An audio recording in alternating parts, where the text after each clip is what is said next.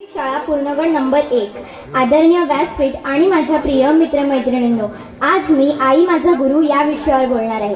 आई माझा गुरु, आई माझा कल्पतरू, आई माझा गुरु, आई माझा कल्पतरू, सौख्याचा सागरू आई माझी. आपल्याला चालायला बोलायला शिकवणारा पहिला गुरु म्हणजे आई असते.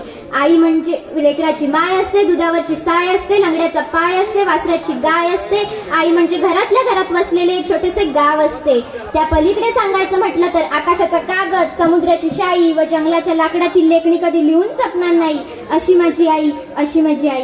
आईची आपल्या मुलावरची माया ही कधी संपू शकत नाही. तिची माया निस्वार्थी असते. ती आपल्या मुलाकडून कशाची अपेक्षा करत नाही. तिला फक्त एवढेच वाटते, माझे बाळ खूप शिकावे, खूप मोठे व्हावे, सद्गुणी व्हावे, पराक्रमी व्हावे.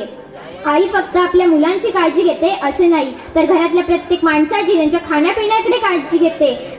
जर कोणी घरात आजारी असेल तर त्याची काळजी देखील तीच करते. आई ही थोर आहे. म्हणून बापूजी म्हणत, एक आई ही 100 गुरूंनी श्रेष्ठ आहे. एक आई ही 100 गुरूंनी श्रेष्ठ आहे. लहानपणापासून एखाद्याला आईचा विरह सहन करावा लागला तर त्याचे दुर्भाग्य. म्हणून यशवंतराव म्हणतात, स्वामी तिन्ही जगाचा आई विना भिकारी, स्वामी तिन्ही जगाचा आई विना भिकारी. माणूस किती मोठा असला, तो किती श्रीमंत असला, तरी तो आईची माया ही कधी विकत घेऊ शकत नाही. आईची माया ही कधी विकत घेऊ शकत नाही. आई एक नाव असतं, घरातल्या घरात गजबजलेलं गाव असतं. आई एक नाव असतं, घरातल्या घरात गजबजलेलं गाव असतं. सर्वात असते तेव्हा जाणवत नाही, आता नसली कुठंच तरी नाही म्हणवत नाही. आता नसली कुठंच तरी नाही म्हणवत नाही. जत्रा पांगते, पाल उठतात, पोरक्या जमीत उमाळे दाटतात.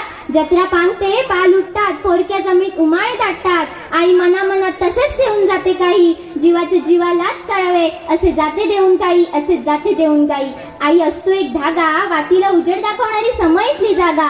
आई असतो एक धागा, वातीला उजेड दाखवणारी समईतली जागा. घर उजळतं तेव्हा तीच नसतं भान, विजून गेली अंधारात की सैरा वैरा धावायला कमी पडतं रान, की सैरा वैरा धावायला कमी पडतं रान. आई घरात नसते तेव्हा कुणाशी बोलता, गोट्यात हंबरणाऱ्या गायीशी. माती आणि माता फरक असतो फक्त वेलांटीचा. कारण माता जन्म देते तर मृत्यूनंतर माती म्हणजेच आई आपल्याला कुशीत घेते. म्हणून प्रारंभ तिच्यापासून आहे आणि अंतही तिच्यातच आहे. आई तुझ्या कुशीत हरवते मी माझा दिवस, तुझ्या हसण्यात उगवतो माझा प्रत्येक नवीन प्रकाश.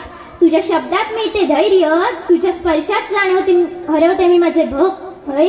तुझ्या माझ्या जगण्याच्या प्रत्येक अडचणीत तूच माझा आधार. रडताना पुसणारा हात तुझाच, हसताना उमलणारा आनंद तुझाच. तूच माझा गुरु, तूच माझा आधार. तुझ्या जीवनातून शिकते मी माझे प्रत्येक धडा. तुझ्या शब्दात मिळते मार्गदर्शन आणि आश्वासन. तूच माझा गुरु, तूच माझा प्रकाश. तुझ्या खुशीत हरवते मी माझा प्रत्येक नवीन क्षण. तूच शेवटी एवढंच बोलते, ज्याला आय नाही त्याला काय नाही, ज्याला आय नाही त्याला काय नाही. धन्यवाद.